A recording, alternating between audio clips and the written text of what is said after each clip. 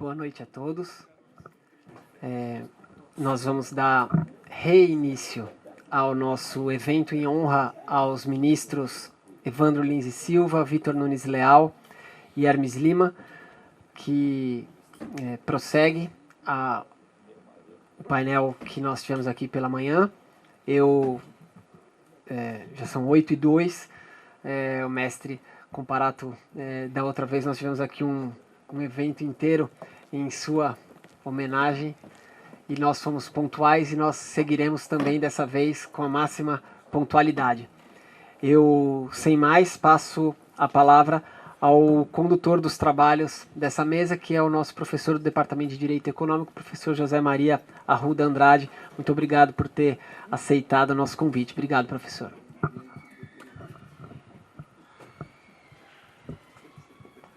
Boa noite a todos, senhoras, senhores presentes, os convidados. É um prazer, uma honra estar num evento como esse, aqui na faculdade. Eu gostaria de parabenizar aí a coordenação na figura do professor Alessandro Ottaviani, agradecer o convite. E, na verdade, eu gostaria então de compor a mesa para que nós escutemos o que realmente é mais importante, que são os relatos do convívio com os ministros que estão sendo homenageados agora também nessa sessão noturna. Então, gostaria de chamar para compor a mesa o nosso professor emérito da Faculdade de Direito da Universidade de São Paulo, professor Fábio Conder Comparato.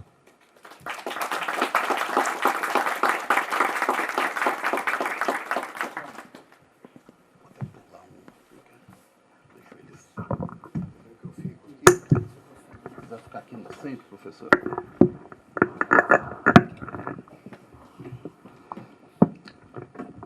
Dando continuidade, gostaria também de convidar o ilustre ministro Almino Afonso, passado de luta estudantil, aluno da casa, e com um currículo, com uma participação em vários momentos do governo, ministro do Trabalho e da Previdência, que teve o convívio direto com todos os ministros homenageados. Então, gostaria, por favor, de chamá-lo para compor a nossa mesa, o ministro, jurista e político, Almino Afonso.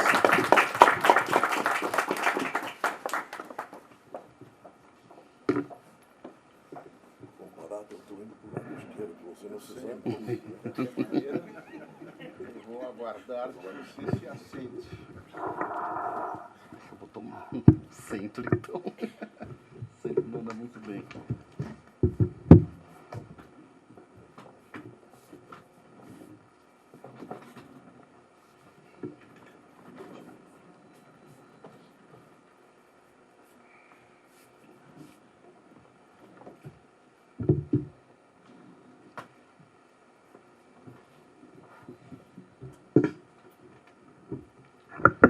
Então, o tema desse terceiro painel é relembrando a honra do convívio. E aqui, pela programação, gostaria então de passar a palavra ao nosso professor emérito, que também foi professor titular aqui, professor Fábio Conder Comparato, para as suas palavras. Obrigado, professor, pelo aceite de participar desse evento. É um prazer revê-lo e ouvi-lo outra vez. Senhores professores, ilustre figura política deste país, Almino Afonso, que foi sempre um exemplo de probidade e de garra, pode-se dizer, na defesa da dignidade da política. Caros amigos, caras amigas, eu realmente fico muito emocionado ao ter que falar sobre Evandro. Eu trabalhei com Evandro, aliás, eu era ainda mais ligado a Evandro do que os simples laços profissionais, porque ele era meu tio. Eu fui o primeiro secretário jurídico no Supremo Tribunal Federal e aprendi muito com Evandro. Eu me lembro, quando voltei da França, depois do meu doutorado na Universidade de Paris, evidentemente eu estava um pouco rempli de moi-même, como diriam os franceses, e achava que conhecia certas matérias melhor do que Evandro. E Evandro me pedia que fizesse, em cada caso, uma minuta de voto.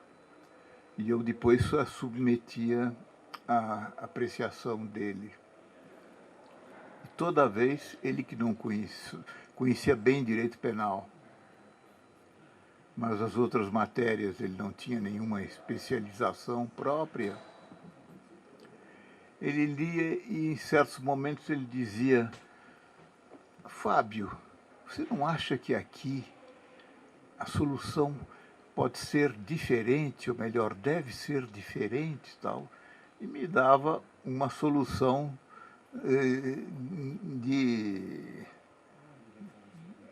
óbvia, que eu não percebia. E aí é que eu vi a sabedoria de Pascal, quando dizia que vaut mieux une tête bien faite qu'une tête bien pleine. E assim foi. Pois bem, eu redigi essas considerações pensando não apenas em Evandro, pensando na nossa intimidade, mas pensando sobretudo no Brasil, que atravessa um período preocupante, para não dizer deprimente. Evandro Lins e Silva foi um dos mais notáveis representantes da longa linhagem de grandes causídicos, cujo impulso ético, cuja intuição ética na defesa das liberdades conduziu não somente ao foro, mas também à vida pública. Já tive ocasião de enfatizar que a técnica advocatícia de Evandro Lins e Silva reproduziu as três grandes qualidades que Cícero considerava essenciais na arte oratória. É preciso lembrar que orator, à época, era não apenas o orador, digamos assim, político, era o advogado. Quais são essas qualidades essenciais da arte oratória para Cícero? Probare, conciliare e movere, ou seja, provar, convencer e comover. Para realizar a demonstração probatória, lembrou Cícero, o advogado deve saber explicar em linguagem acessível ao entendimento de todos e, sobretudo, dos julgadores, as questões controvertidas na causa, ainda que revestidas de grande complexidade. Evandro estreou no júri com 19 anos, como solicitador acadêmico, como defensor dativo. Em sua estreia, ao fazer a defesa de um réu predestinado pelo prenome Otelo a cometer um crime passional num surto patológico de ciúme,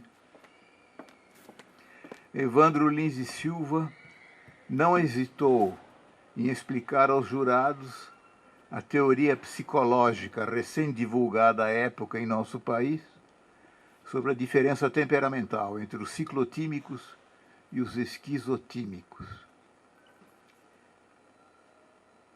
Já na tarefa de convencer o julgador, o conciliare de Cícero, importa lembrar, como salientou Aristóteles em seu tratado de retórica, e é justamente nesse tratado que, de certa forma, Aristóteles falou da arte do advogado,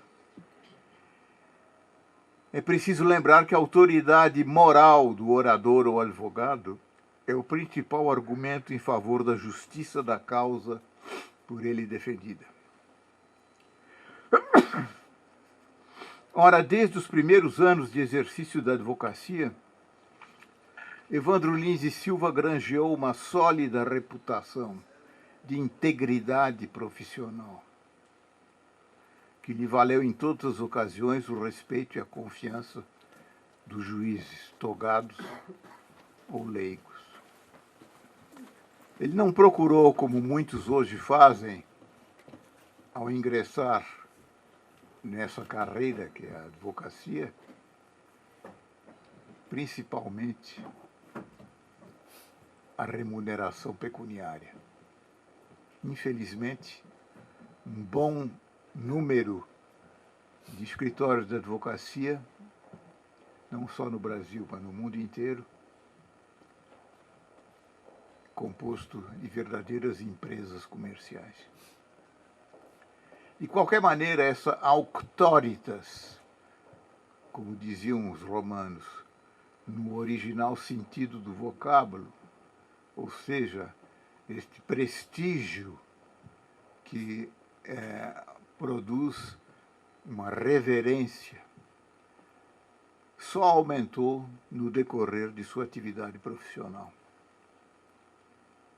Por fim, completando a tríade funcional da arte oratória, sustentou Cícero que o advogado, máxime em se tratando de causas penais, acrescento eu, deve apelar não somente para a razão, mas também para os sentimentos, pois o direito é inseparável da moral, e o juízo moral implica necessariamente uma apreciação de valores.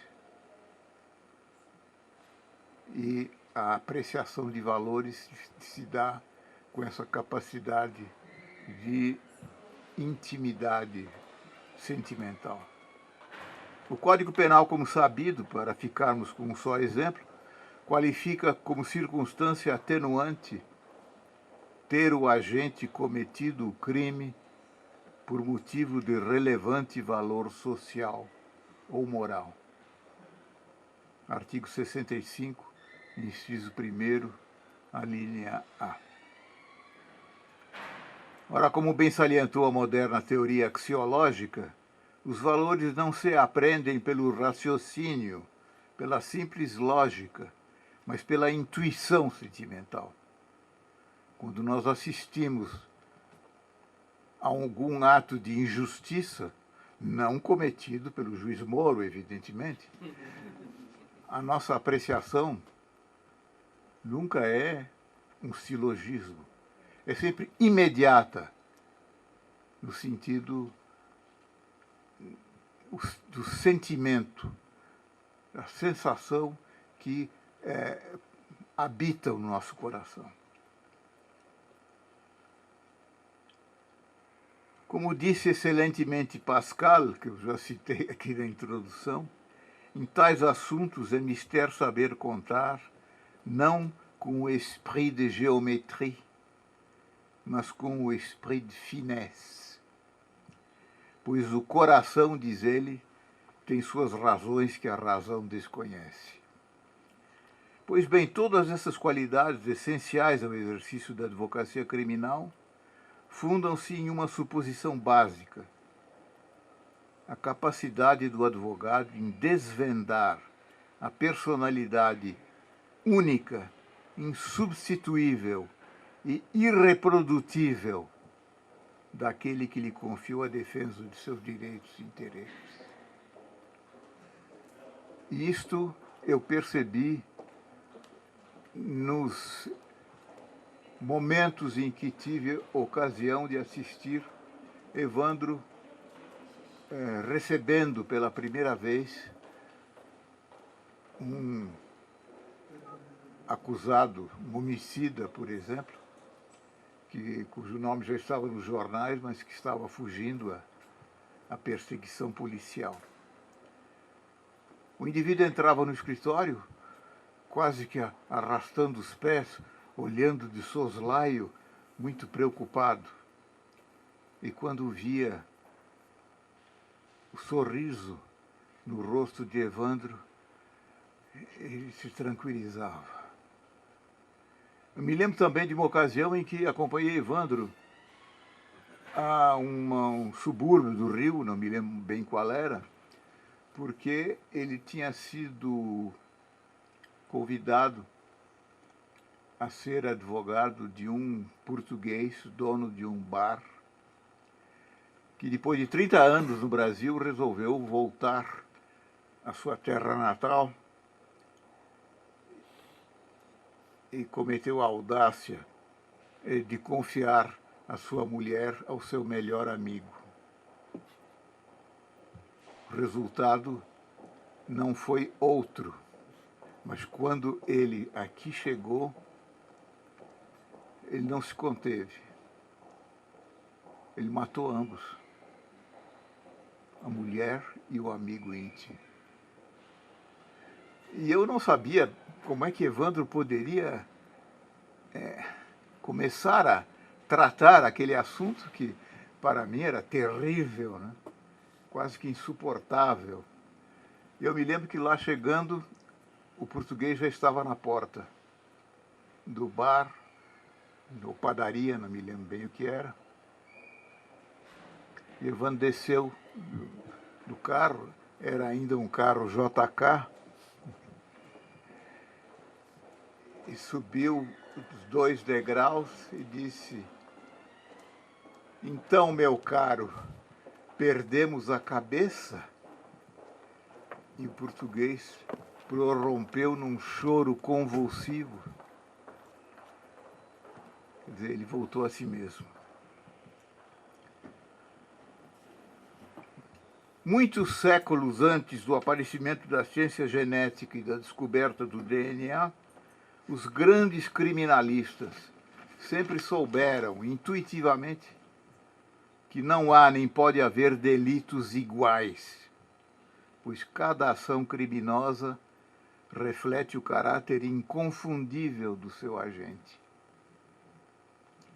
Eis porque Evandro sempre foi um defensor constante do tribunal do júri, cuja função maior, como ele não cansou de sustentar, consiste em individualizar o fato criminoso, longe de qualquer abstracionismo técnico ou dogmático, do qual eu estava repleto quando voltei ao meu doutorado na França.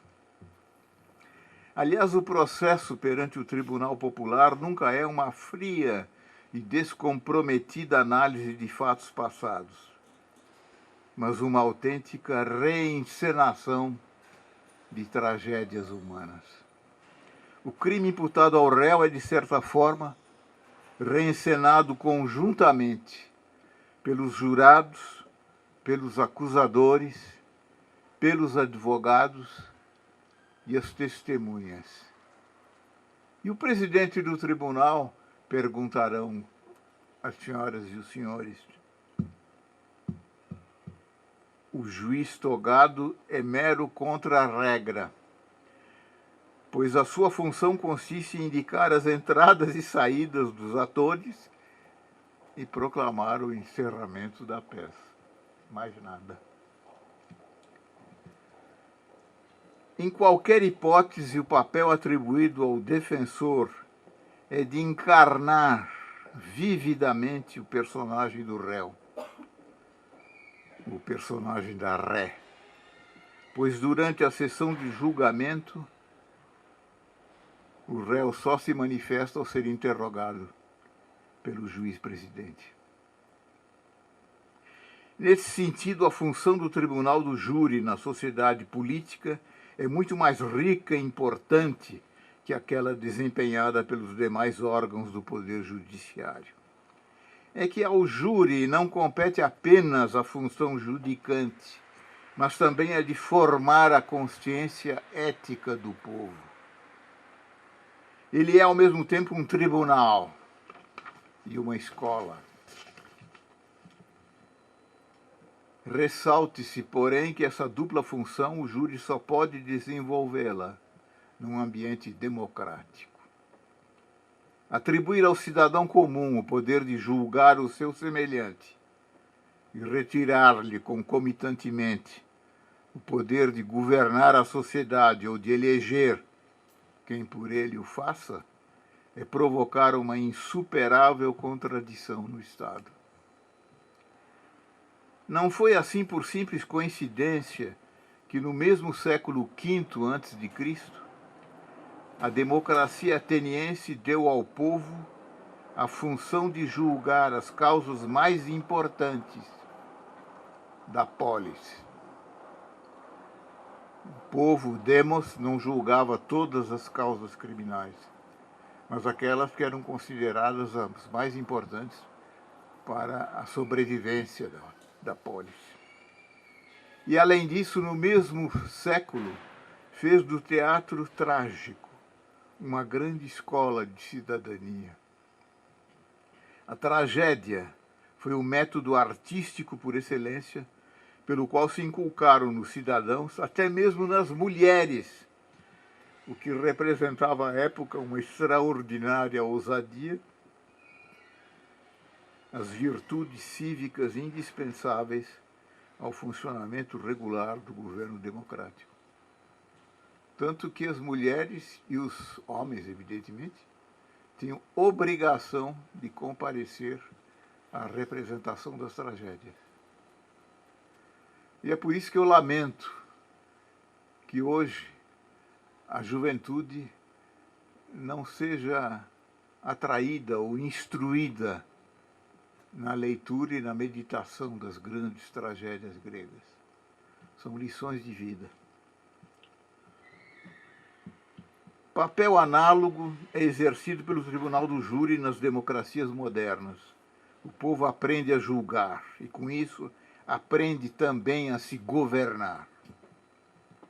Daí porque uma das instituições mais importantes na atualidade para incutir no povo o sentido pleno da democracia consistiria em criar tribunais populares para o julgamento de quaisquer delitos, e não apenas os crimes dolosos contra a vida. Delitos cometidos por agentes políticos, sejam eles chefes do executivo, parlamentares ou até mesmo magistrados e membros do Ministério Público. Nós estamos agora numa extraordinária safra de processos judiciais de cunho político. Alguém tem dúvida de que os julgadores julgam os casos com a sua consciência política e não com a sua consciência de justiça?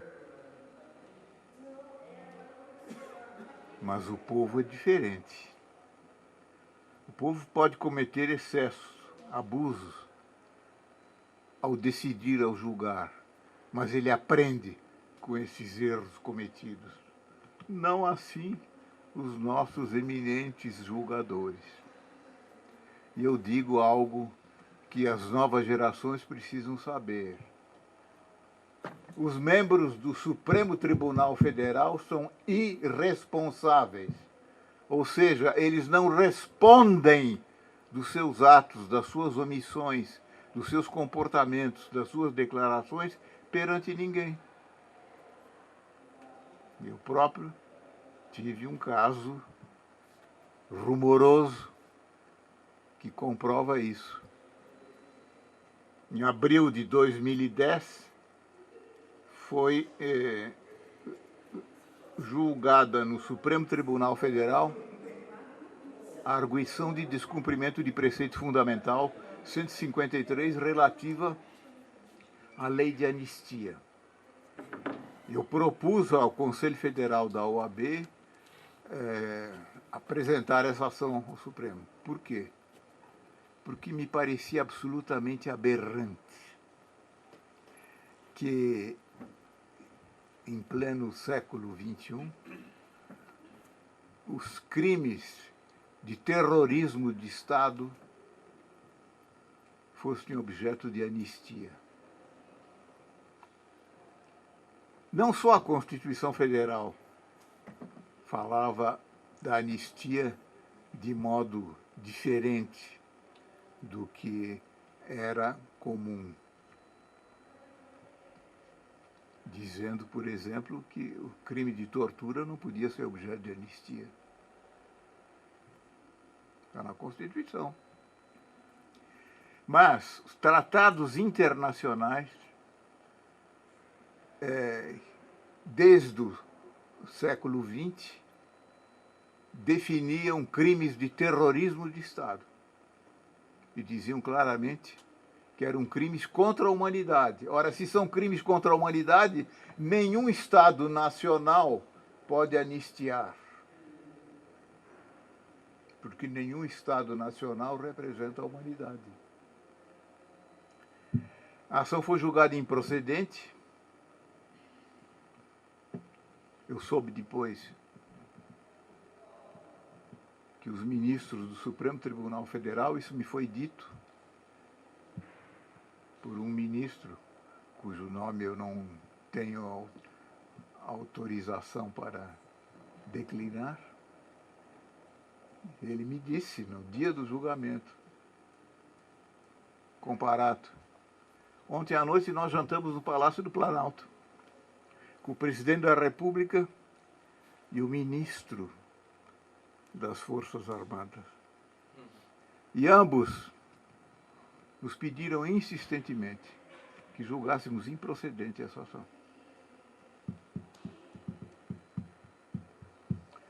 Pois bem, acontece que no acórdão houve uma omissão flagrante. Por quê? Porque não se disse uma palavra dos crimes de sequestro de pessoas, desaparecimento forçado e de ocultação de cadáver.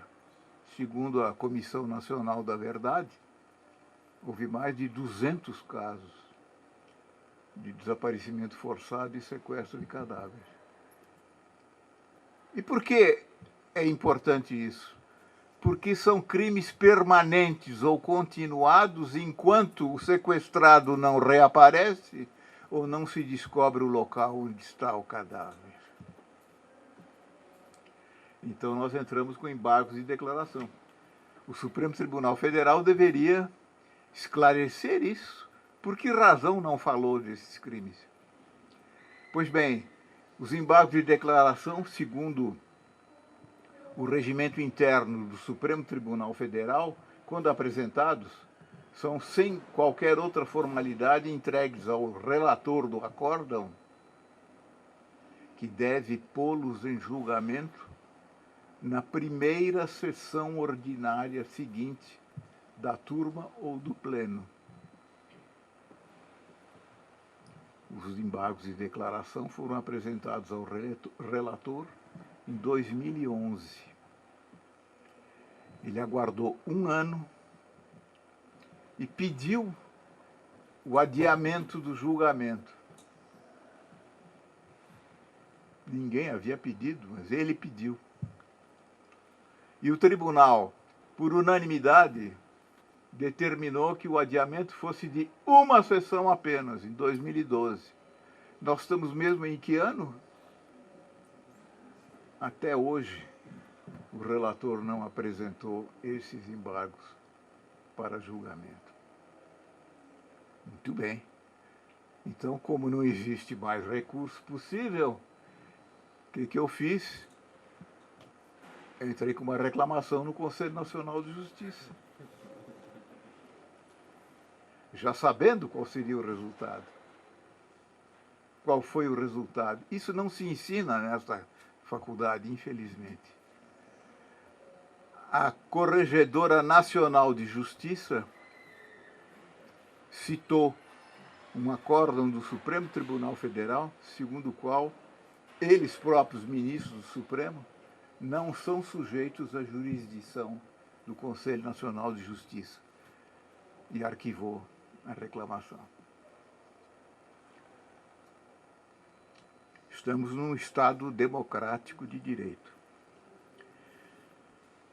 Mas perguntar-se-á quando se deu a referida ligação entre a advocacia e a atuação política na vida de Evandro. Ela foi, por assim dizer, natural e imediata. Vejam lá. Todo o período inicial de atuação forense de Evandro ocorreu nos tempos agitados da passagem da República Velha para o governo getulista, que o meu querido avô Marcos Conder dizia que era a passagem da República Velha para a República Velhaca. Já nessa época, multiplicavam-se os casos de crimes de sangue por motivação política. E o jovem acadêmico cobria como jornalista as sessões do Tribunal de Júri do Rio de Janeiro, onde pontificava a figura ímpar de Evaristo de Moraes, rábula criminalista de gênio. Em 1935 é deflagrada a insurreição comunista, que desde logo dominada acarretou considerável número de prisões e processos criminais.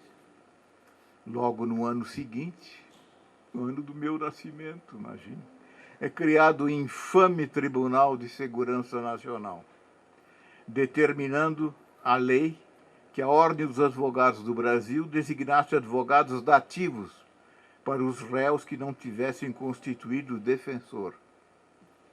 Pois bem, até a extinção do Tribunal de Segurança em 1945, Evandro Lins e Silva defendeu, por designação da nossa corporação profissional, o mandato dos interessados, mais de 1000 presos políticos, e fez questão de não cobrar nem receber honorários, o que foi para ele razão da mais subida honra, pois nunca é demais relembrar que o étibo de honorários é honor.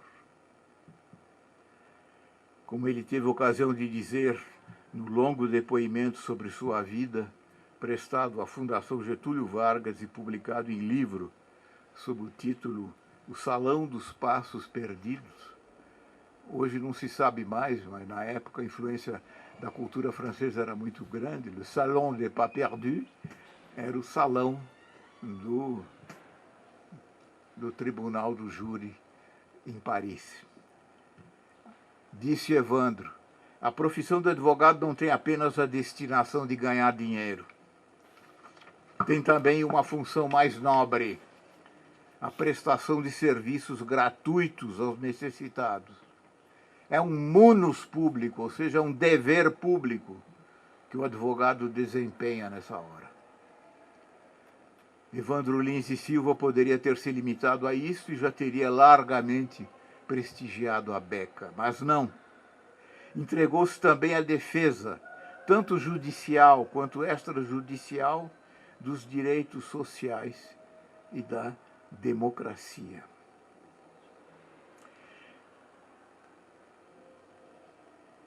E disse ele, na sua profissão de fé aos 80 anos, idade a qual eu cheguei esse ano,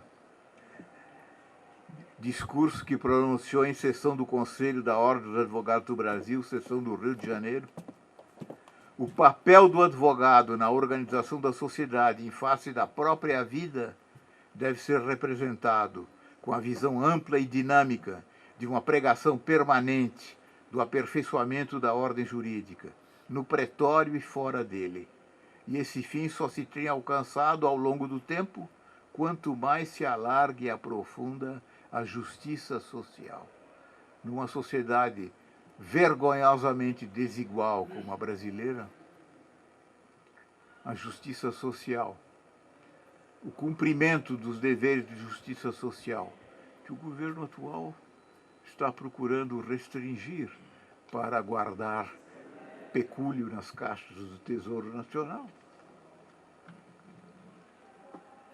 É indispensável justiça social para que se possa ter depois uma justiça comum, em que realmente o povo tenha uma função exemplar. Eis porque Evandro, logo após a deposição de Getúlio, em 1945, encontrou-se entre os fundadores do movimento político denominado Esquerda Democrática, depois transformada no Partido Socialista Brasileiro. Até o fim da vida, aliás, ele se manteve convictamente adepto do socialismo democrático. Uma década mais tarde, juntamente com Sobral Pinto e Vitor Nunes Leal, Evandro criou a Liga da Defesa da Legalidade, para defender a posse do presidente eleito Juscelino Kubitschek, posse essa ameaçada pela campanha golpista liderada por Carlos Lacerda. E quis o destino que, empossado Juscelino, ao sobrevir à rebelião de Aragarças, Evandro fosse designado pelo Conselho Federal da Ordem dos Advogados do Brasil para fazer a defesa de um dos insurretos, um daqueles que queriam tirar à força Juscelino do poder. Ele, Evandro, que havia defendido até o fim a posse de Juscelino. E Evandro aceitou essa defesa. Ele defendeu o advogado Luiz Mendes de Moraes. Alguns anos após, convocado pelo presidente João Goulart, Evandro, após madura reflexão sobre a qual me disseram falou esta manhã o meu eminente colega Técio Lins de Silva, Evandro acedeu em assumir a chefia da Procuradoria-Geral da República, onde teve ocasião de atuar como autêntico servidor do povo, de acordo com o preciso sentido etimológico dos vocábulos ministério e público. Nós precisaríamos, talvez, convocar aqui, já não digo o eminente Procurador-Geral da República, mas o Procurador da República Dallagnol, para lembrar a ele que ministério, no português antigo, significava serviço. Ministro era servidor. E público é aquilo que pertence ao povo, segundo a expressão romana. Evandro ocupou a seguir a chefia da Casa Civil da Presidência da República, a função de ministro das Relações Exteriores, para finalmente ser nomeado ministro do Supremo Tribunal Federal, de onde foi afastado, juntamente com Vitor Nunes Leal e Hermes Lima, por um vergonhoso casse do governo militar. O retorno de Evandro Lins e Silva à advocacia, da qual nunca se separou, na verdade, em espírito, veio a culminar mais de 2 décadas após, quando aceitou representar o presidente do Conselho Federal da OAB e o presidente da Associação Brasileira de Imprensa, respectivamente Marcelo Lavener Machado, que ainda vive com a graça de Deus, e Barbosa Lima Sobrinho, já falecido, no processo de impeachment de Fernando Collor de Mello. Para tanto, Evandro se declarou investido, segundo a fórmula feliz por ele cunhada, de um mandato popular invisível. É importante ressaltar essa declaração agora, quando acabamos de assistir ao deplorável espetáculo da destituição da presidente Dilma Rousseff, destituição essa manobrada por uma minoria de falsos representantes do povo brasileiro. Na verdade, o impeachment revelou-se hoje um instituto francamente ilegítimo, perante o princípio fundamental da democracia ou soberania do povo. Ele foi criado na Inglaterra durante a Idade Média, para reforçar o poder dos estamentos privilegiados da nobreza e do clero contra o absolutismo do monarca. Foi criado para que pudesse ser denunciado um amigo do rei que cometia abusos, por exemplo. Mas com a instituição pioneira do regime parlamentar na Inglaterra, o Instituto tornou-se, naquele país, obsoleto. Há séculos que não se usa o impeachment. E, como todos sabem, tendo em vista a natureza do regime jurídico inglês, não há propriamente uma lei que desconstitua uma instituição jurídica. Os Estados Unidos adotaram o impeachment tanto no plano federal quanto no estadual, mas sua utilização sempre foi rara, é preciso repetir. Até hoje, apenas 2 presidentes, Andrew Johnson, que era o vice-presidente de Lincoln, e Bill Clinton, esse pobre diabo que aí anda atuando na campanha da mulher, foram denunciados pela Câmara dos Representantes, mas ambos deixaram de ser condenados pelo Senado. E Richard Nixon renunciou ao cargo antes de ser denunciado pela Câmara dos Representantes.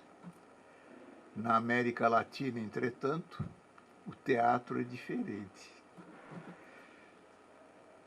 A partir de 1985, quando os Estados Unidos decidiram não mais apoiar os golpes militares, que sempre tiveram apoio norte-americano, o instituto do impeachment passou a ser usado como instrumento preferencial dos grupos oligárquicos para a destituição de chefes de Estado que contrariavam os interesses da oligarquia. Em 20 anos, entre 1985 e 2005, nada menos que 13 presidentes da República foram destituídos. Em 2012, tivemos uma obra-prima, o presidente Fernando Lugo, uma espécie de Lula paraguaio, porque ele era muito cotado entre o povão, mas não pertencia à oligarquia. Fernando Lugo foi destituído num processo que durou 48 horas.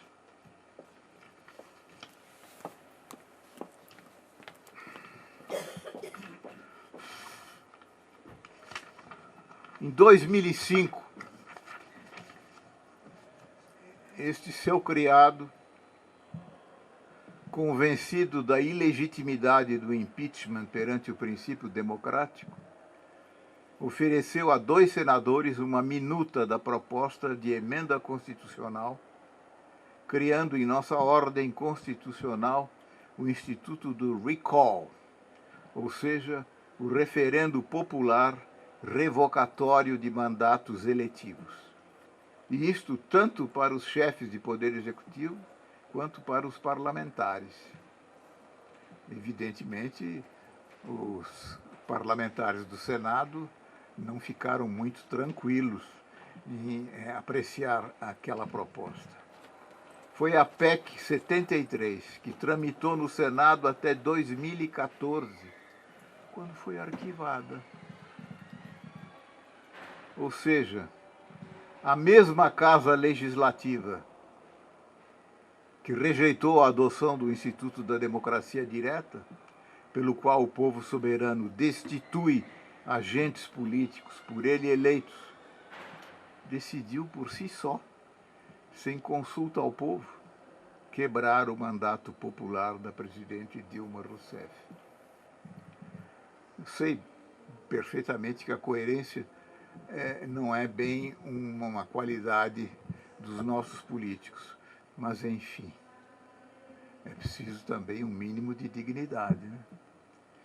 É, portanto, da maior evidência que uma das grandes tarefas atuais dos defensores da democracia, sobretudo dos jovens defensores da democracia, contra a dominação oligárquica, que desde sempre imperou neste país, consiste em abolir o instituto do impeachment, introduzindo em seu lugar o referendo popular revocatório de mandatos seletivos. Aliás, se a presidenta Dilma Rousseff fosse submetida a recall em 2015, ela teria sido destituída. Mas não pelos oligarcas, e sim pelo povo. Distinto auditório, sem sombra de dúvida, o maior elogio que se pode fazer à figura maiúscula de Evandro Lins de Silva é afirmar que ele foi, na advocacia e fora dela, em todas as circunstâncias, um paradigma de servidor público, vale dizer, um defensor modelar da dignidade do povo brasileiro. Que o seu exemplo de vida possa inspirar as novas gerações.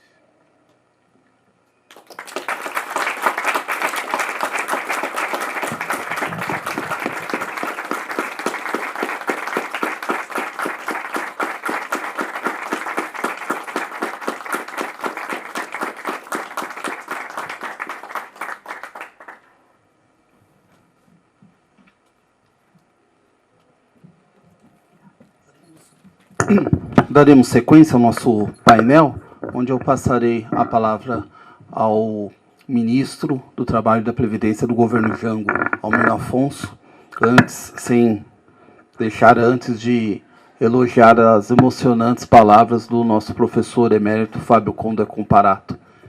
Eu percebo no rosto de todos a emoção e o privilégio de ouvi-las.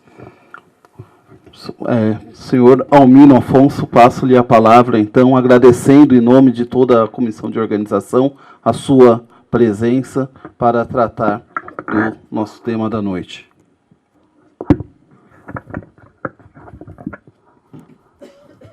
Esse é o ponto mais alto?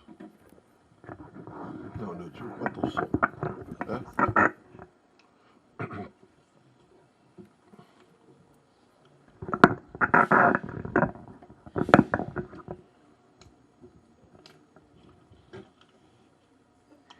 Meu caríssimo professor Alessandro Octaviani, aqui eu agradeço a gentileza, a segunda, tanto quanto me lembro, de vir a esta casa e sentir-me como se estivesse chegando aqui pela primeira vez, quando vim do extremo norte, exclusivamente para fazer meu curso de Direito nesta velha e sempre nova academia. Felicito ao senhor, eminente professor, por criar, pelo que percebo, condições para que, ao lado das suas funções mais altas de mestre, ter, eu diria, formas de uma atuação de cidadão, criando condições de debate nesta casa, eu diria, de comunicações que escapam da grande imprensa, se é que é grande, mas de toda maneira é volumosa, e com isto permitir que, se não é algo que se esteja pondo aceso, quem sabe se recriem as condições para um debate nacional e, com isto, uma emergência popular que nos falta. Meu prezadíssimo coordenador, que me honra dando-me a palavra e sendo extremamente gentil comigo. Não deixei por último o professor Comparato, senão porque dizem que os últimos são os primeiros. E é uma honra enorme para mim estar aqui para tentar dizer algo sobre o professor Hermes Lima, um homem público de enorme grandeza, e ministro do Supremo Tribunal também. Mas é uma honra para mim estar aqui, neste encontro, ao lado do professor Fábio Comparato. Não é ao jurista que eu festejo, porque nem tenho competência para analisar-lhe a obra como jurista, mas é ao homem público. Cidadão é isto, é aquele que se dedica à causa pública. Ele fez várias referências voltando à antiguidade grega, e poderia ter voltado também à antiguidade romana, em que a cidadania jogava um papel fundamental na sociedade. E eu o festejo, e não é de hoje que o faço, porque desde há muitos anos atrás ele criou uma chamada Escola de Governo, da qual eu tive a honra de fazer uma palestra a convite dele. E hoje, ao perguntar por ela, nos poucos momentos que tivemos antes que começássemos este evento, ele me revelou algo que me reconforta enormemente. A escola tem 25 anos de existência. É algo fantástico, é algo fantástico. Se nós pudéssemos ter, não apenas os professores que já são mestres, mas os cidadãos, com esse tipo de atividade constante, de dar de si, criando as condições para que todos cresçam na análise, no debate, na criatividade política, no amanhã do país, muito do que o meu prezadíssimo professor Comparato aludiu, sem que eu entre nela por razões até de divergências. Não estaríamos entrando nas circunstâncias que hoje o país patina sem saber precisamente para onde vamos. Então fica aqui, meu professor Comparato, a alegria deste reencontro com o ilustre mestre, mas a alegria de um cidadão diante de um cidadão, que se respeitam reciprocamente, porque eu me recordo, quando, num certo momento, nas antevésperas da convocação do plebiscito, não, das eleições gerais para a Constituinte, na verdade, eu participei de um debate nesta casa, no Salão Nobre. Lá estava o professor Comparato. E a saída, palmilhando como dois cidadãos comuns e correntes como somos, ele me deu a honra de dizer-me coisas que eu só não repito aqui, para não resvalar numa vaidade, o que não é correto. Mas esquecer não esqueço, porque além de ter boa memória, eu sou um homem que é grato àqueles que de repente dão para mim mais do que eu mereço. Professor, portanto, é uma alegria redobrada estar aqui com o mestre e com o cidadão. Devo dizer ao ilustre professor Octaviani, que me honra trazendo pela segunda vez a esta casa, que eu não havia captado com clareza o sentido do encontro que estamos tendo. Ou seja, pensei que o centro era Hermes Lima e que, como Hermes Lima foi professor desta casa, como Hermes Lima foi ministro do Supremo, como ministro também foi um homem público, imaginei que eram três visões diferenciadas.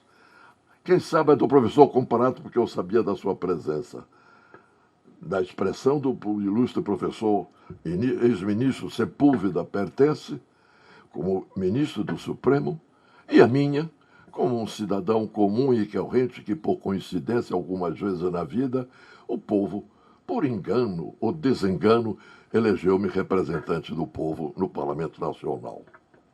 Pensei que era assim.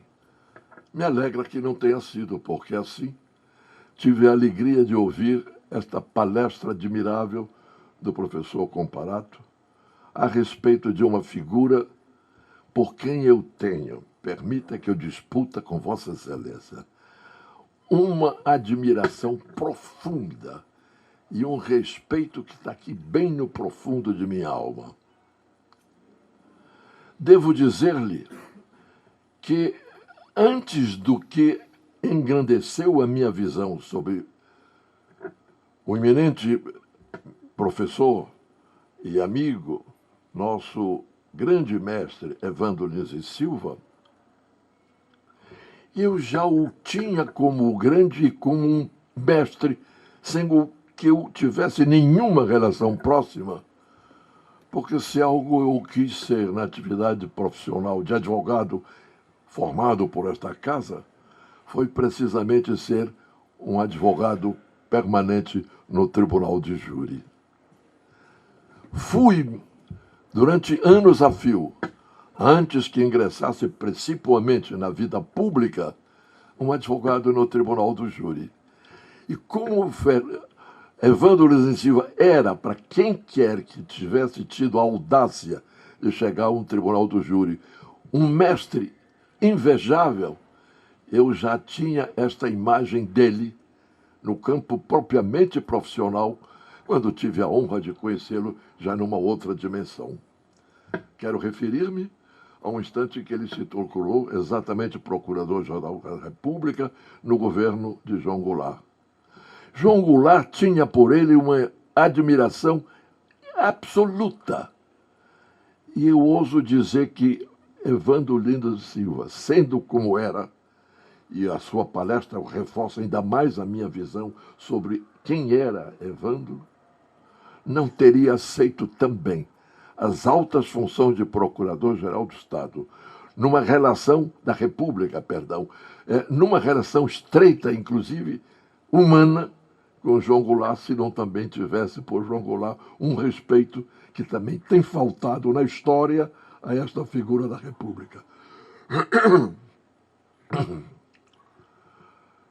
Nessa etapa, professor Comparato, as circunstâncias me levaram a uma relação humana de primeira grandeza. Eu, um jovem deputado federal, já nesta época líder da bancada trabalhista e, portanto, numa representação direta do poder João Goulart no parlamento. E ali estava Evandro Lins e Silva como procurador-geral da República. Vem uma relação direta, estreita, próxima.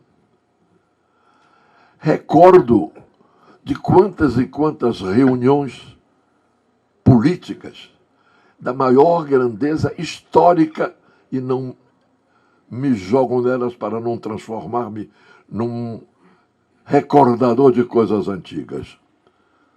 Estava lá presente Evandro Lins e Silva. Num dia, precisamente, em que João Goulart decide recusar a convocação do presidente Kennedy para a invasão de Cuba, na reunião memorável, estavam lá 3 ou 4 figuras.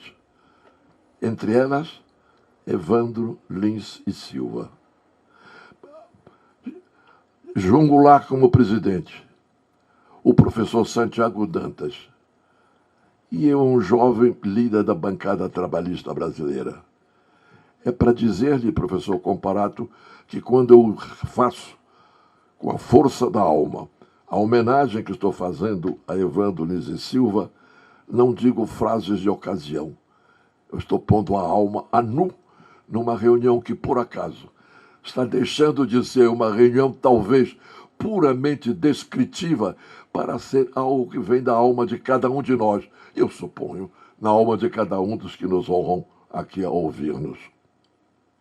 E não é por acaso também, nestas referências que faço a João Goulart em relação a Evandro Lins e Silva, porque quando tornou-se inevitável, através do plebiscito, da consulta plebiscitária de janeiro de 63, a restauração do sistema presidencialista, e com isto houve, mais adiante, a necessidade crescente do antagonismo tornar-se insuportavelmente pesado, até o golpe de Estado de 64, João Goulart, ao ver-se na condição de suspender a vigência do ministério que se constituíra naquela oportunidade, excluindo a mim, dos maiores ministérios que esta República já teve.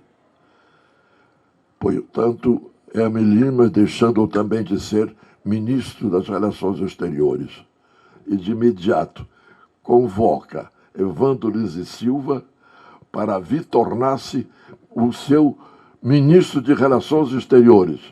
E Hermes Lima vai, precisamente, para a vacância de Evandro Lins e Silva no Supremo Tribunal Federal. É uma interação de personalidades que eu estou a recordar para, mais uma vez, dizer que não estou fazendo frases de efeito ao dizer o que digo de Evandro Lins e Silva. E de saber, inclusive, que o ilustre mestre, além de tudo quanto tem laço de familiar com o nosso Evandro, o que me alegra imenso. Porque o Evandro se dava também ao luxo admirável de visitar minha região. Eu sou do Amazonas. Vejam só de onde eu venho, de lonjuras muito distantes. E eu nunca esqueço que uma ocasião, eu passando algum tempo de férias pequena, me surpreendo com Evandro em Manaus, a fazer aquelas viagens mais admiráveis, inclusive nas canoas por entre os igarapés na floresta. E ele com um encantamento de menino, porque os que são grandes não envelhecem, continuam jovens, e por serem jovens, crescem cada vez mais. Era o que eu podia dizer sobre Evandro, com a alegria de poder ouvi-lo e de poder aplaudi-lo também. Vamos ao que me cabe. Não trouxe um texto escrito, por falta de hábito. Não é que ao falar no improviso me sinta melhor, nem valha mais. É hábito. Muitos de nós criam hábitos. Eu tenho o hábito de falar, talvez, por hábitos desta casa, já que fui orador do Centro Acadêmico 11 de agosto, enquanto fui estudante aqui, ficaram hábitos desta natureza e eu os vou repetindo ao longo do tempo. Está ruim a minha garganta. Para dizer inicialmente o seguinte: não tenho como fazer o recordatório de Hermes Lima no plano político como ele merece. Mas não tenho como fazê-lo no âmbito jurídico, porque pouco sei da sua grandeza como jurista. Sei que Evandro Nesicivanos, que Hermes Lima, num certo instante, já eleito deputado estadual na Bahia, com 22 anos de idade, de imediato transfere-se para São Paulo e vem com uma audácia já definida de tentar entrar para esta casa. E esta casa com grandeza, que é muitas vezes generosa, mas também é justa, acolheu Hermes Lima. E Hermes Lima se tornou professor docente de Direito Constitucional na nossa escola. Portanto, Hermes Lima tem uma história jurídica que, na minha lembrança, começa aqui e que depois se projeta ao longo de toda a sua vida. Já o tinha também de lembrança quando eu fiz o meu primeiro ano de Direito em Manaus, a Faculdade de Direito do Amazonas, e de aí transferi-me a partir do segundo ano de Direito para esta casa. E lá, o meu professor de Teoria Geral do Estado nos aconselhava: não deixe de ler a Introdução à Ciência Jurídica de Hermes Lima. Então, estas coisas foram se misturando na minha visão a respeito dele. Mas o primeiro momento que, de fato, eu tive algo que se pode dizer proximidade com esta figura marcante da nossa história, e eu vou deter-me exclusivamente na vida política que ele desempenhou, sem prejuízo de ter sido constantemente, várias vezes, aqui no Rio de Janeiro, professor de Direito nas faculdades de Direito, conferências internacionais no mundo do mundo jurídico, mas a minha exposição hoje concentra-se na vida política de Hermes Lima. Digo que a primeira vez que o vi, a rigor, eu era um recém-chegado na Câmara dos Deputados. Era, portanto, um jovem. Olha que orgulho eu tenho, não orgulho, a tristeza de não ter outra vez a idade que eu tinha, porque eu tinha 29 anos de idade. E o Evandro Luiz, veja como o Evandro Luiz marcou. Marcou de tal forma que, ainda que eu queira desviar para o tema central, ele entra com uma força incrível. São questões aí meio, não sei se são telúricas, emotivas ou de outra índole, mas entra, como vocês têm reparado. Mas o nosso professor Hermes Lima, então, a primeira vez que eu tenho com ele uma relação, eu diria, mais próxima, ou mais visível, quando ele chega a chefe da Casa Civil de João Goulart. Estávamos em plena crise política descomunal.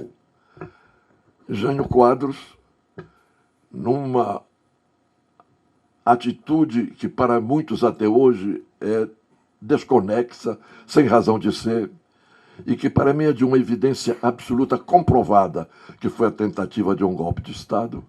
Jânio Quadros renuncia ao seu mandato de presidente da República depois de uma votação excepcional.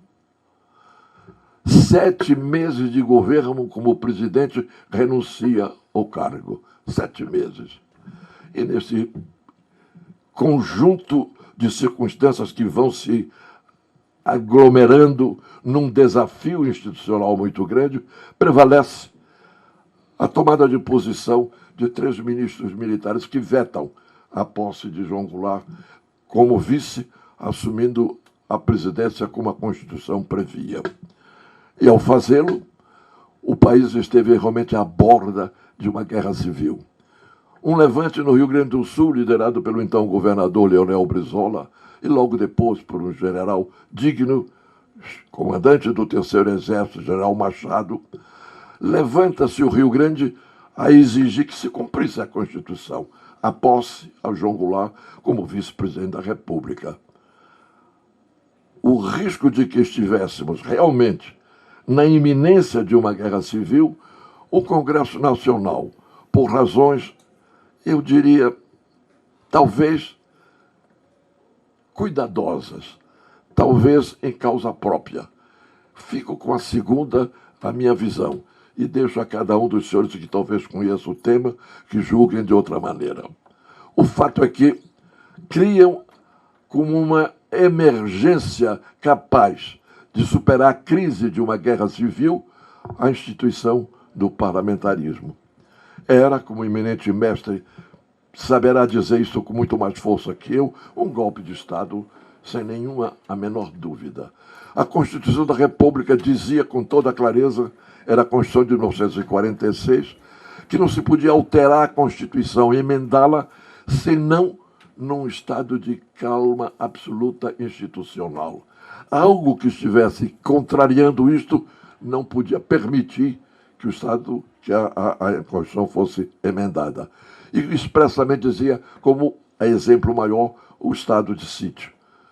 Alegavam os grandes juristas da época, figuras uns admiradas, outras lamentáveis, que não havia sido decretado o estado de sítio. É real, formalmente não. Mas um Estado, quero dizer, um país, que estava com uma guerra civil levantada no Rio Grande do Sul, como um ex-ministro da guerra preso, com a imprensa absolutamente sufocada, dezenas e dezenas de prisioneiros. Se isso já não era uma emergência que rompia o Estado de Direito, não sei onde podia estar. Ou seja, nós estávamos num estado de sítio de fato. Tive, professor, um debate dessa natureza com o professor ilustre Miguel Reale, num programa de televisão, quando os programas de televisão permitiam diálogos e, quem sabe, confrontos que davam uma certa alegria, eu diria para quem participava, mas para a opinião pública. Eu tinha sido tinha sido aluno de Miguel Reale, aqui, como ele, professor de filosofia do direito. E ele defendeu, da maneira mais incorreta, a instauração do sistema parlamentarista naquela circunstância. E eu, participando do debate, disse: professor, perdoe-me, eu continuarei seu aluno a vida toda, o que era discutível, mas disse, há mentiras convencionais, como todo mundo sabe, e nem sempre se consegue escapar delas, ainda bem. Disse: eu continuarei sendo seu aluno sempre, mas aqui, Vossa Excelência falha como jurista e como homem público.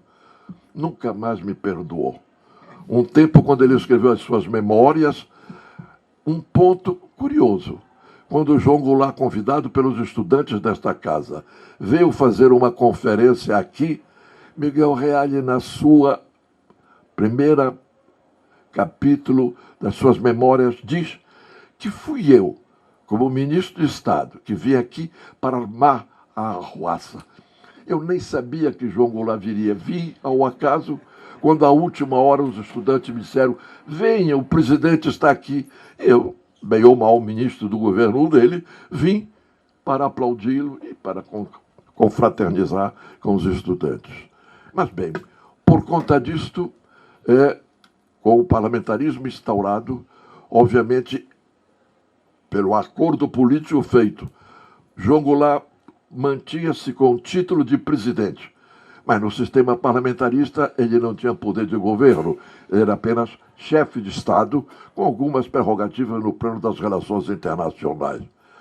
E vai para chefe do governo propriamente, o primeiro-ministro, que na época, nessa ocasião, foi o Tancredo Neves.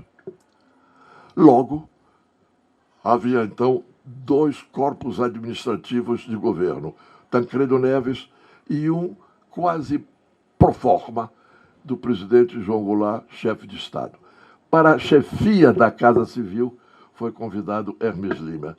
dei esta volta toda para poder dizer que há muitos que talvez saibam alguma coisa, excluo a mesa desde logo, alguma coisa sobre Hermes Lima, se espantem de como, de repente, ele viera para uma posição de relevância inegável e de uma intimidade com o poder que não era próprio de Hermes Lima em toda a sua trajetória de sua vida. Porque realmente Hermes Lima havia sido, não há muito tempo, creio que poucos anos, participante da legenda do PTB. A convite, pelo que eu tenho de referências explícitas, a convite de Santiago Dantas. Mas a história do Hermes Lima havia sido toda ela no âmbito claramente socialista. Ainda muito jovem, participando da Aliança Nacional Libertadora, que foi um movimento popular excepcional na história deste país. Eduardo Carone nos fala que eram milhões desfilando pelas ruas do Rio de Janeiro. Ali já estava rigorosamente como um participante da ALN Hermes Lima. E é como resultante disto, e logo em seguida, pelo aceso do movimento que foi num crescendo, claramente antigetulista, que já estava no poder ditatorial do chamado Estado Novo, levanta-se parte significativa da Aliança Nacional Libertadora, sobretudo, não há dúvida, de comunistas, e tem-se o caso da chamada intentona comunista, ou seja, o levante militar no Rio Grande do Norte, extensiva logo em seguida a Pernambuco e logo ao Rio de Janeiro. Onde estava Hermes Lima nesta oportunidade? Do lado, efetivamente, da emergência popular contra uma situação ditatorial. A tal ponto que, no arrojo do governo ditatorial para repelir repressivamente o máximo aquele levante e o movimento popular da Aliança, Hermes Lima foi preso durante 13 meses. 13 meses. Preso, sem processo, preso, porque era, obviamente, uma ditadura que prende e não pergunta a quem nem por quê. Preso. Ao sair da prisão, nasce com ele e com algumas figuras também excepcionais da nossa história. A um só tempo jurídica e enormemente política. Quero referir-me a João Mangabeira. Não sei se o ilustre professor concordará com quanto eu li a respeito, mas era tido e havido como um dos maiores constitucionalistas de seu tempo, professor João Mangabeira. Mas ele era um militante também da causa popular. E ele e Hermes Lima criam a chamada esquerda democrática. O que era a esquerda democrática? Era precisamente uma fusão de liberais e de socialistas para criarem algo que pudesse gradualmente poder enfrentar a ditadura de Getúlio Vargas, mas de um ângulo eminentemente progressista, de um ângulo popular, de um ângulo comprometido com o amanhã das transformações. Assim vai crescendo o Hermes Lima. O Hermes Lima, depois deste episódio que eu narro, e num crescendo, cria, ao lado de uma minoria de militantes trotskistas que sobravam ainda naquela época, o Partido Socialista Brasileiro. É de 1947. 1947 nasce o Partido Socialista Brasileiro. Mas Hermes Lima era de uma clareza absoluta nas divisões que ele fazia do seu pensamento. Ele proclamava, e fez isso no manifesto de fundação do Partido Socialista. Socialista, porém não marxista. Esta foi um divisor de águas explícito em todo o pensamento político de Hermes Lima. Mantém-se assim, mantém-se com esta fusão com os trotskistas. Mas isso tudo era tão pouco verdadeiro que não tardou muito, isso rompeu-se numa busca de cada qual tentando a sua própria caminhada. Vem num crescendo, a queda de Getúlio Vargas, já então também por relações claramente de ordem internacional, finais da Segunda Guerra Mundial, etc. Vem a convocação da Assembleia Nacional Constituinte. Hermes Lima é candidato, é eleito com uma votação expressiva no Rio de Janeiro, e logo mais, ao ser proclamada a Constituição de 1946, ele assume o mandato popular de uma maneira absoluta. Era um homem anticomunista? Não.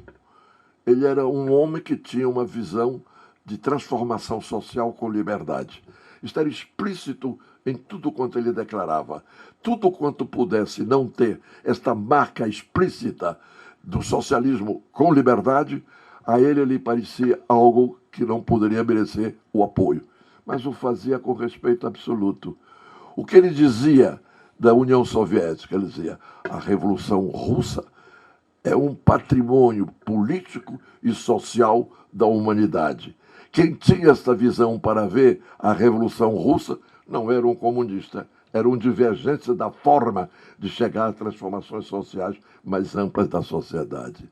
E assim ele vai marcando a sua história.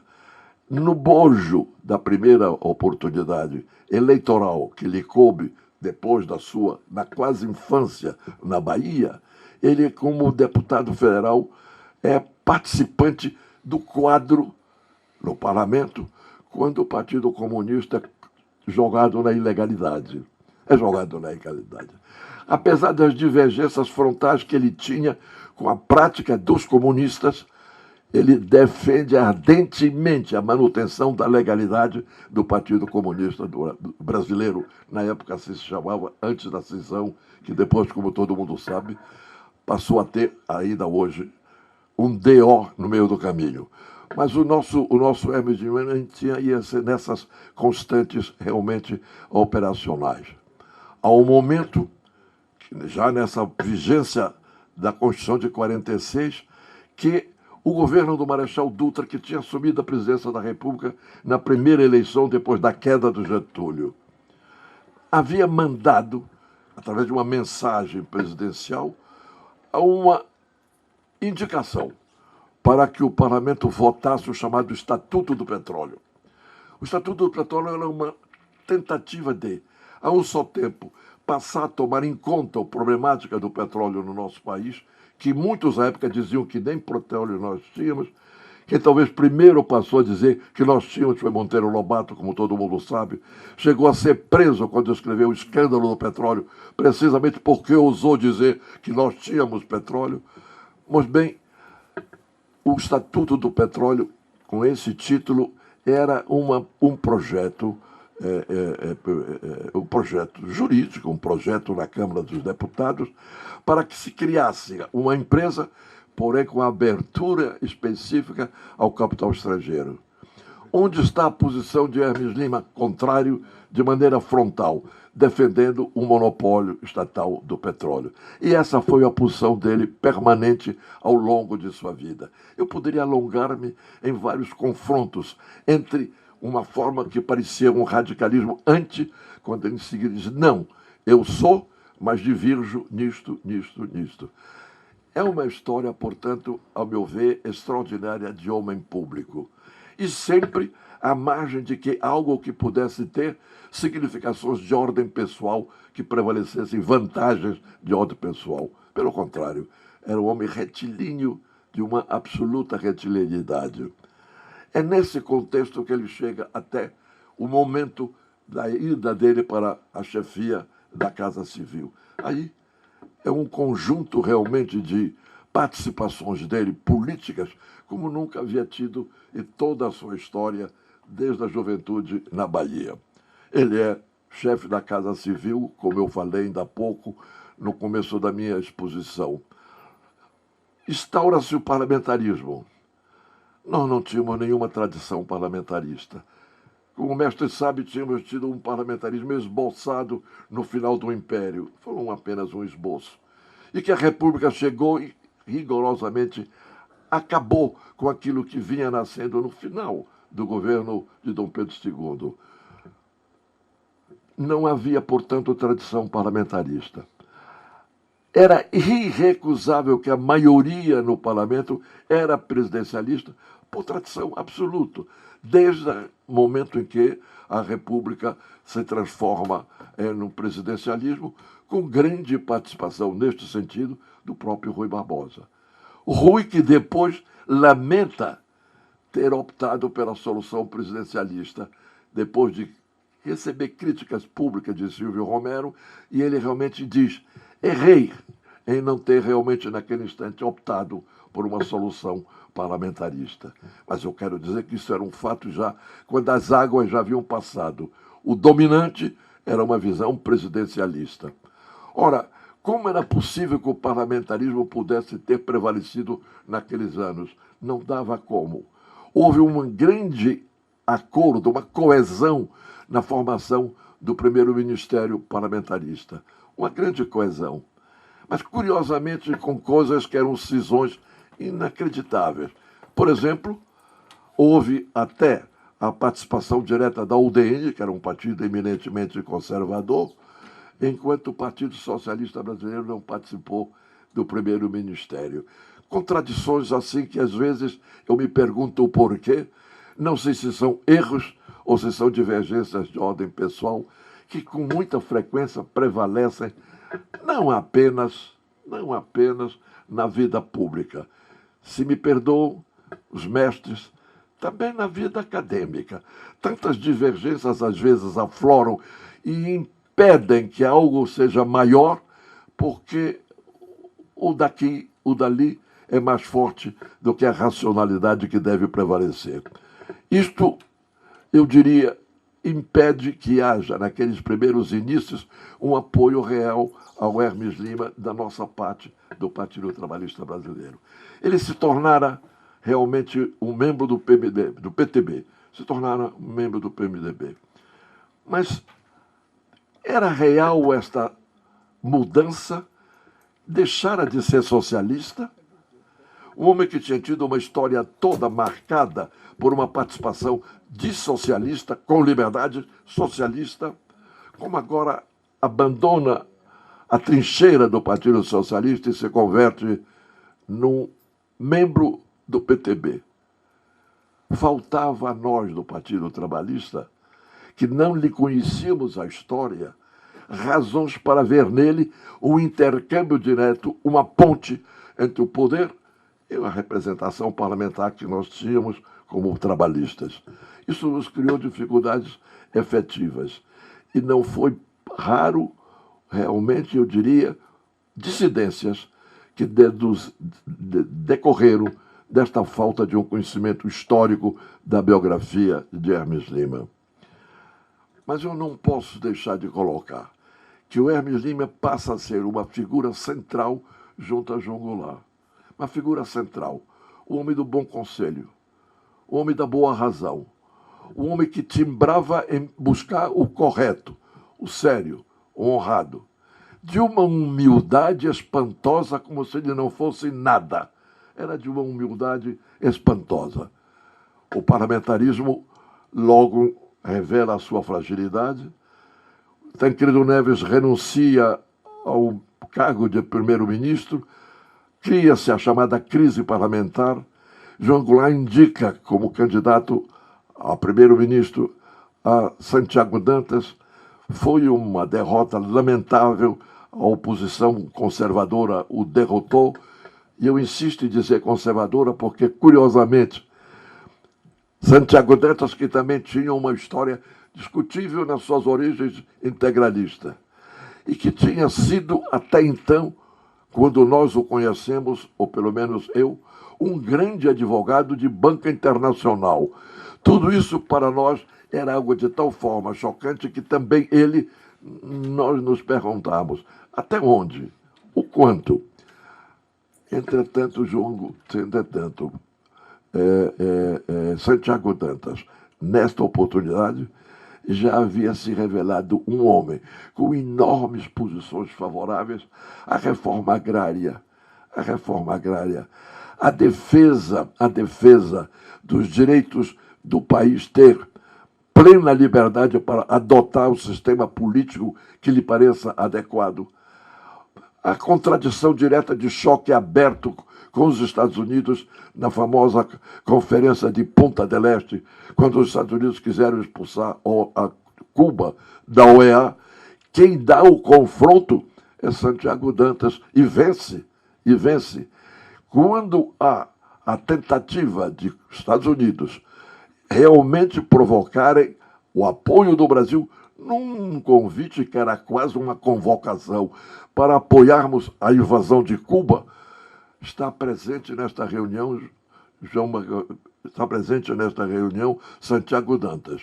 Não tinha cargo político naquele instante, mas veio como grande conselheiro. E foi o grande conselheiro realmente ao longo de uma reunião demorada. Ali onde eu disse que estava também Evandro Lins e Silva. A carta que jogo lá, escrita pelo Santiago, depois de horas de debate entre todos, feita, é uma das peças maiores da diplomacia brasileira. É uma peça extraordinária, que durante anos e anos ficou escondida nos escaninhos do Ministério. Quando eu voltei do exílio e tendo vivido esta cena diretamente, porque como líder do Partido Trabalhista eu havia participado, eu busco a carta de presidente jogou lá para tornar pública, porque ninguém sabia dela. Não havia nos escaninhos do Ministério das Relações Exteriores a carta de Jogulá. Foi um trabalho imenso que eu tive, e não entro em detalhes, para conseguir tê-la em mãos. E eu ouso dizer que a primeira vez que ela é tornada pública é num livrinhozinho meu pequenino, que chama Raízes do Golpe, onde eu revelo esta carta e transcrevo esta carta. E se os jovens não a conhecem, merecem que ousem conhecê-la, porque realmente é uma carta marcante da nossa diplomacia e uma defesa da soberania nacional e de um princípio democrático internacional fundamental, que é o respeito à não ingerência nos negócios internos de cada país. Ou seja, a liberdade de cada um, seja o que lhe pareça que queira ser.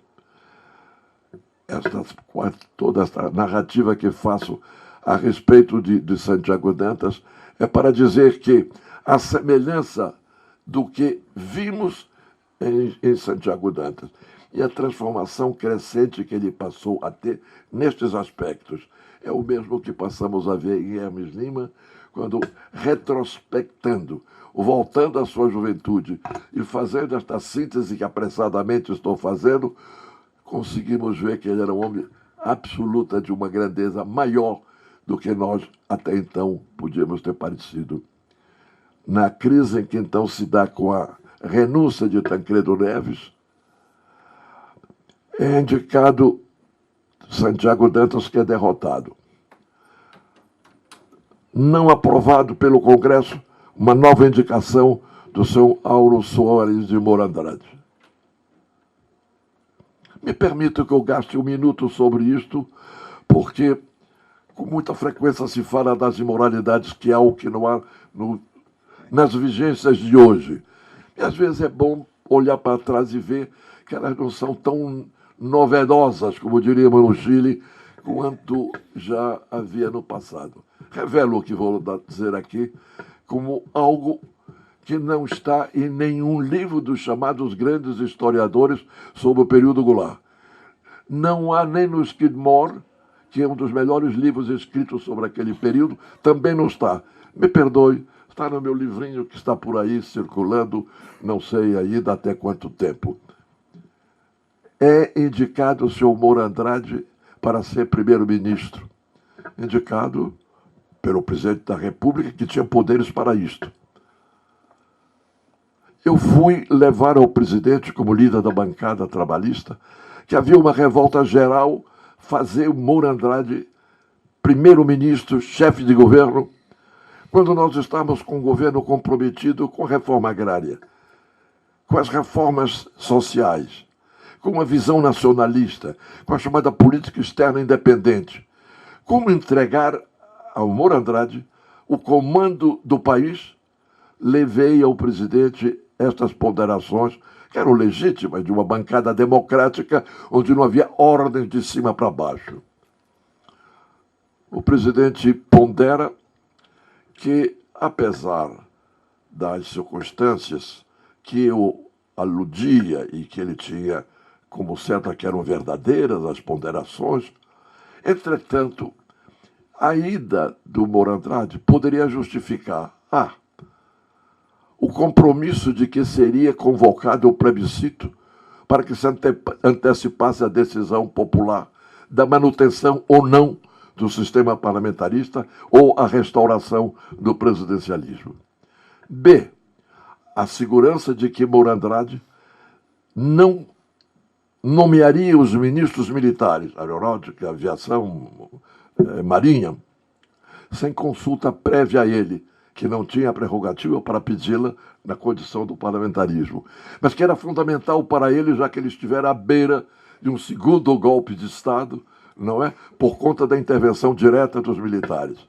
E que o Moura Andrade havia se comprometido com ambas as coisas. Eu disse, presidente, pois ele vai traí-lo. Ele é o oposto, presidente, de tudo isso quanto o senhor disse que ele se compromete.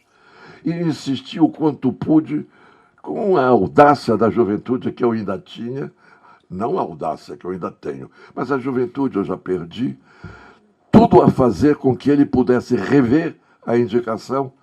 Ele disse, está bem, deixa eu te mostrar uma coisa. Puxa uma gaveta e tira um ofício. Lê.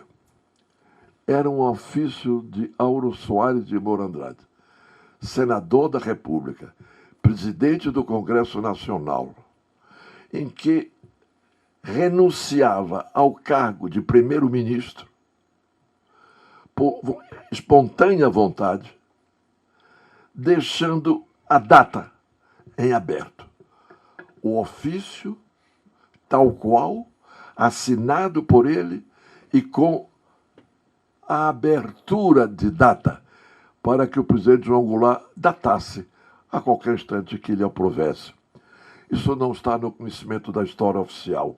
Eu lhes digo que esta é a verdade absoluta de uma circunstância que só mostra como, de repente, a vida pública falseia e como, de repente, é mais importante que nós cresçamos na participação do debate, dos jovens, desde logo, mas dos jovens como nós, comparado eu e tantos outros jovens que aqui estamos, porque sem isto, sem esta participação real da sociedade, não mudam os hábitos. Os hábitos se mudam com a participação efetiva do povo, portanto, da cidadania. Eu digo, presidente, pois depois do que eu acabo de ler, eu irei, contra a sua vontade, à tribuna, falar contra a aprovação de Moura Andrade, porque um cidadão que é capaz, desta forma abjeta, de portar-se, não poderia ser nem chefe de um síndico de qualquer casa mais modesta, quanto mais chefe do governo do nosso país. Fiz, sem nenhuma sombra de dúvida, fiz o que minha consciência dizia. Ele foi aprovado e começa a operação parlamentarista, que é o primeiro-ministro aprovado vai compor o seu gabinete. Gabinete este que em seguida será outra vez aprovado pelo Congresso. E ele estava nesta tarefa a conciliar, a convencer, a ganhar os vários partidos que ele precisava para ter uma maioria governamental. Quando o plenário vazio da Câmara, eu ali como líder da bancada trabalhista, mantendo-me ali, toca um telefone. Vem um funcionário da Câmara e diz, deputado, o presidente João Goulart deseja falar com o senhor. Fui ao telefone. Pois não, presidente. Almino, ele usava o tu bem gaúcho, que era antigamente o tu também no Amazonas.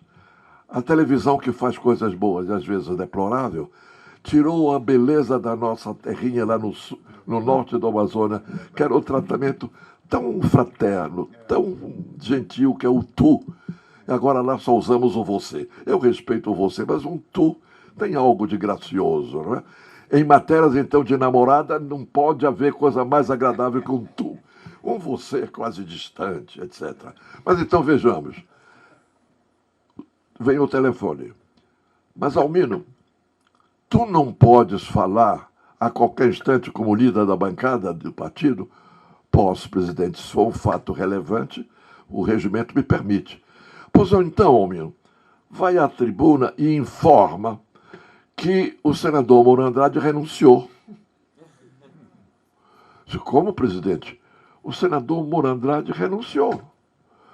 Presidente, o senhor me perdoa, mas o Moro Andrade está reunido no gabinete tal, com a liderança tal, com o gabinete tal, com a liderança tal, para montar o governo dele. Como renunciou? Almino, tu já te esqueceste do ofício dele?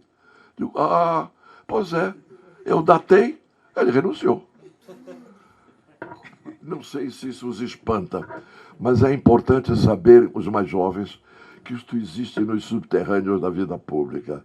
E estas coisas só mudarão, em definitivo, para todos os lados que qualquer de nós pensarmos, se reuniões como esta se multipliquem.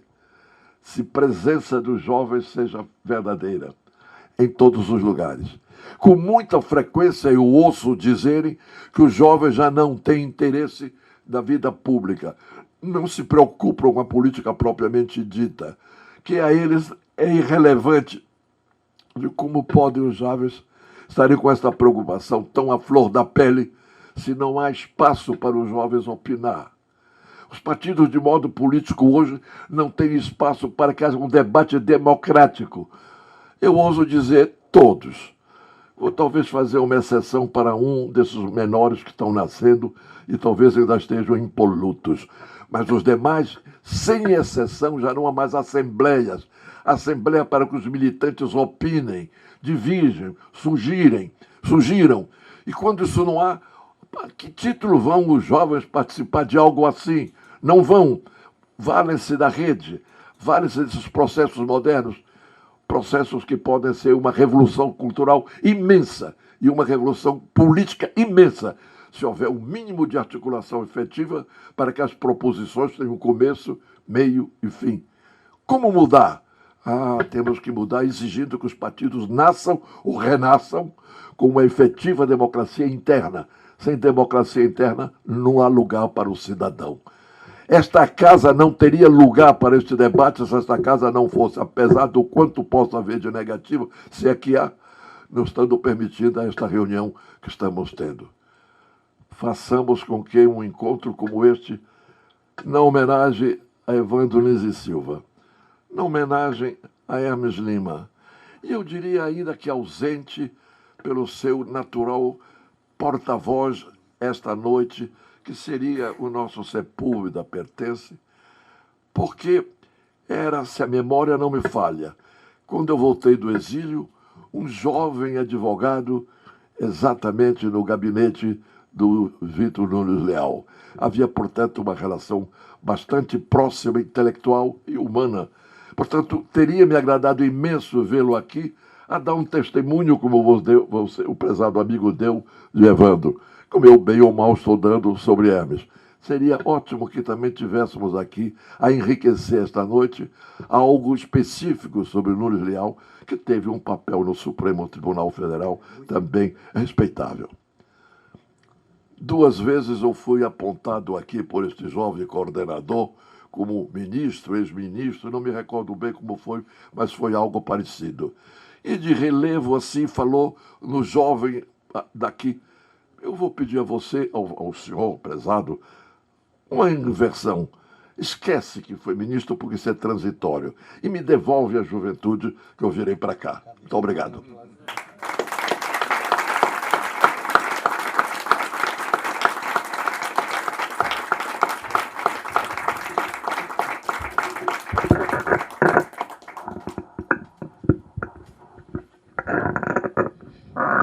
Parabenizo também as belas palavras do nosso orador, nosso colega do Largo São Francisco, Almino Afonso. Não sei se o Alessandro tem alguma palavra de encerramento. Nós tivemos um registro hoje de tarde que, infelizmente, o Sepúlveda Pertence não poderia comparecer hoje por uma razão de saúde, de dor, né, professor Alessandro? Então, gostaria de fazer esse registro que ele não pôde comparecer. Eu gostaria de passar a palavra para o Alessandro, porque se tivesse alguma... Né, hoje nós encerramos, então, com esse terceiro painel. Foi o organizador do evento, então eu passo a ele, sem deixar de agradecer mais uma vez o convite. Obrigado, professor José Maria.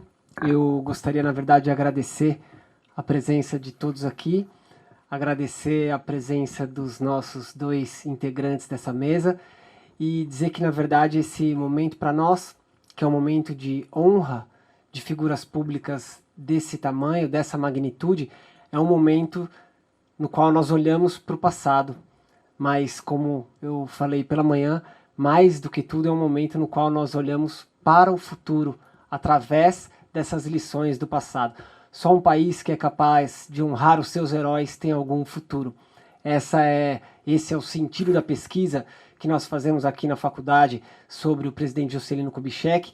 Esse é o sentido do evento que nós fizemos hoje aqui, em homenagem a figuras como Vitor Nunes Leal, Hermes Lima e Evandro Lins e Silva. Então, irmanados nesse sentimento de honra a essas figuras do nosso passado, eu os convido a todos para que nós caminhemos construindo o país com que nós sonhamos, e este país que hoje aqui os nossos 2 oradores nos fizeram quase que com as mãos tocar, ainda que por alguns instantes. Então, muito obrigado a todos vocês.